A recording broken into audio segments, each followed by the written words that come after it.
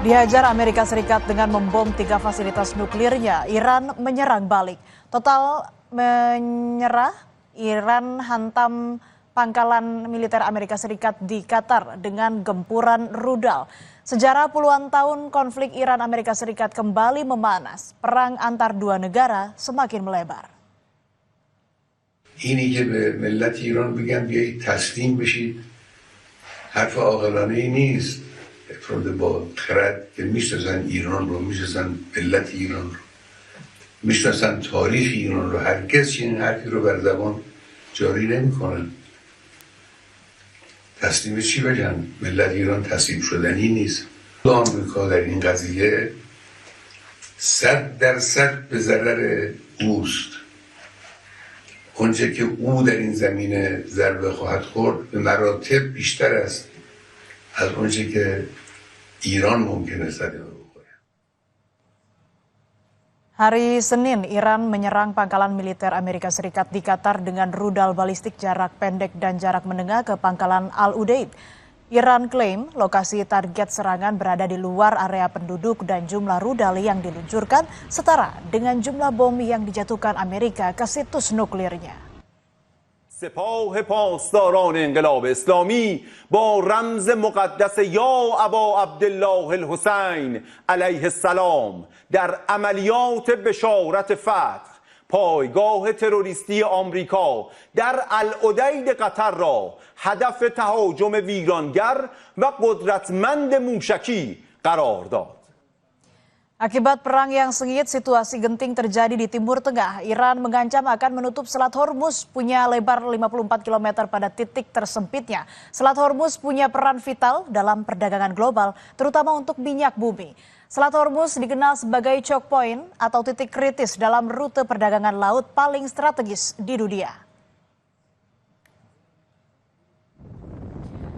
Selat Hormuz adalah rute maritim yang menghubungkan Teluk Oman dan Teluk Persia.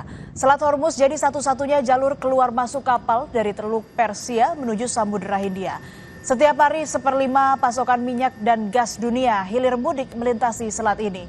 Negara-negara anggota organisasi pengekspor minyak seperti Uni Emirat Arab, Iran, Kuwait, dan Irak mesti melewati Selat Hormuz untuk memasok migas ke Tiongkok, India, dan Jepang. Menteri Luar Negeri Amerika Serikat Marco Rubio gerak cepat minta bantuan Tiongkok untuk mendorong Iran agar tak memblokade Selat Hormuz. Rubio klaim menutup Selat Hormuz sama seperti tindakan bunuh diri ekonomi.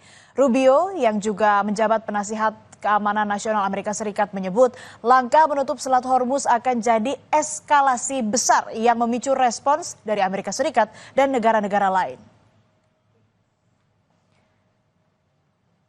Kalau memang benar Selat Hormuz akan ditutup Iran, seluruh dunia merasakan dampaknya. Ketidakpastian ekonomi global bakal terjadi. Gelombang kejut ke pasar energi dunia yang memicu lonjakan tajam harga minyak mentah jelas tak terelakkan. Kenaikan harga energi tentu bisa memicu inflasi, memperlambat pertumbuhan ekonomi, dan menyebabkan resesi di beberapa negara. Gubernur Lembaga Ketahanan Nasional Republik Indonesia Aceh Hasan Syazili menilai jika benar terjadi penutupan Selat Hormuz oleh Iran, Indonesia bakal kena imbasnya. Pasti ini akan mempengaruhi juga terhadap situasi harga minyak dunia. Karena kita tahu bahwa Selat Hormuz merupakan salah satu di antara lintasan perdagangan rantai pasok global, terutama harga minyak dunia yang saat ini sudah kita ketahui bersama sudah mulai merangkak naik. Perlu kami sampaikan kepada para kepala daerah agar kepala daerah memiliki kewaspadaan, kewaspadaan nasional, agar mereka membuat berbagai kebijakan-kebijakan yang tepat.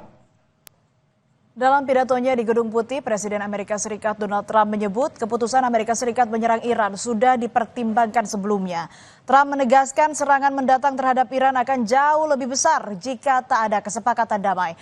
Melalui operasi Midnight Hammer, Amerika Serikat klaim menghancurkan fasilitas nuklir Iran yakni Fordo, Natanz, dan Isfahan. melibatkan 125 pesawat militer Amerika Serikat termasuk pesawat pengeboman siluman B-2. Dari rekaman drone, kerusakan bangunan fasilitas nuklir terjadi di Isfahan, Iran. Serangan menyasar fasilitas nuklir Iran menandakan keterlibatan Amerika Serikat dalam perang Iran-Israel. Agresi ini menuai protes saat menyerang fasilitas nuklir Iran. Amerika Serikat mengerahkan kekuatan militer paling mutakhir, yakni pesawat pengebom siluman B-2 Spirit dan puluhan rudal Tomahawk. Pesawat B-2 Spirit adalah pesawat pengebom jarak jauh dan punya kemampuan menembus pertahanan udara musuh. Di bagian perut pesawat B-2 Spirit mampu membawa berbagai jenis bom, baik konvensional maupun nuklir, serta peluru kendali udara permukaan hingga lebih dari 20 ton. Dalam penyerangan situs nuklir Iran, pesawat B-2 Spirit membawa bom GBU-57A/B. Bom ini berbobot 30.000 pon yang dikenal sebagai penghancur bunker. Bom ini diyakini sebagai satu-satunya senjata yang mampu mencapai fasilitas yang terkubur dalam. Pesawat B-2 Spirit dioperasikan secara eksklusif oleh Angkatan Udara Amerika Serikat karena teknologi tingginya yang sensitif dan rahasia. Pasca gempuran bom Amerika Serikat ke Iran, warga Amerika Serikat hingga Eropa ramai-ramai mengutuk serangan itu. Mereka menuntut Amerika Serikat berhenti membantu Israel menyerang Iran. Dalam aksi protes itu, demonstran mendesak Israel menghentikan agresinya ke Palestina.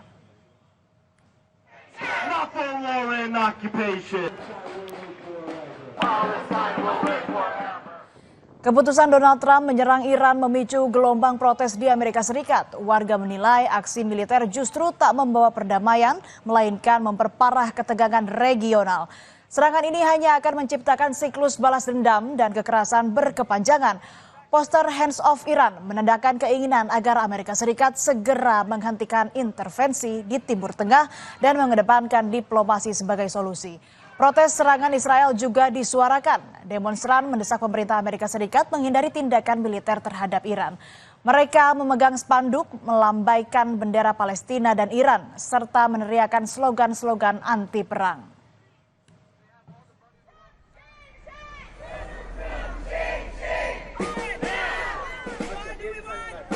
Unjuk rasa mengecam serangan Israel dan Amerika Serikat ke Iran juga berlangsung di London, Inggris. Mereka menuntut pemerintah Inggris menyetop dukungannya pada Amerika Serikat dalam peperangan ini.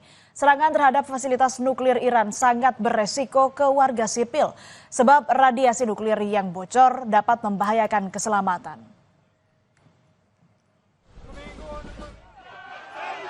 Di Iran, ratusan warga berkumpul dalam aksi unjuk rasa di Teheran. Presiden Iran, Masoud Pezeshkian, ikut dalam aksi yang berlangsung usai serangan Amerika terhadap fasilitas nuklir Iran. Presiden Iran berjalan di antara warga yang meneriakan balas dendam sebagai seruan kepada pemerintah untuk merespons dengan tegas tindakan Amerika Serikat yang menyerang Iran. Melalui platform Truth Social, Presiden Amerika Serikat Donald Trump mengumumkan gencatan senjata kedua antara Iran dan Israel. Trump klaim berhasil menengahi kesepakatan gencatan senjata melalui jalinan komunikasi dengan Perdana Menteri Israel dan pejabat Iran.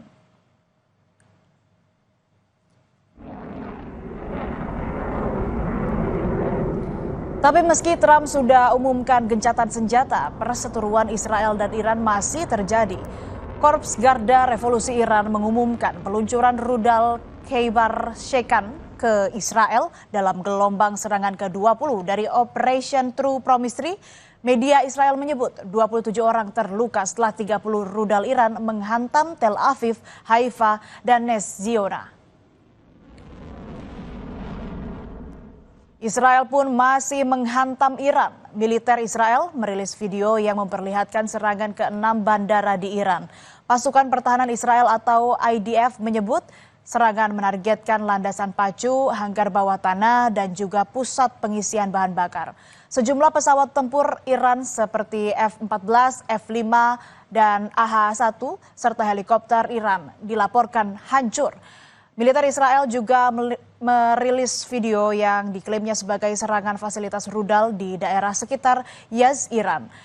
Angkatan Udara Israel menerbangkan jet tempur sejauh 2.200 km dari Israel untuk menyerang lokasi itu.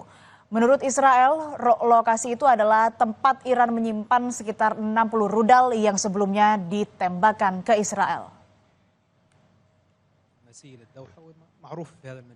Serangan Iran ke pangkalan militer Amerika Serikat di Qatar memicu reaksi pemerintahan Qatar. Qatar mengutuknya dan mengklaim berhasil mencegat gempuran rudal Iran.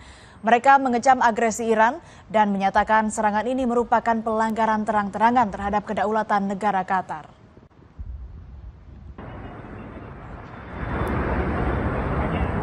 Jual beli serangan antara Israel dan Iran masih terjadi. Apakah mereka sepakat dengan gencatan senjata atau ini hanya klaim sepihak saja?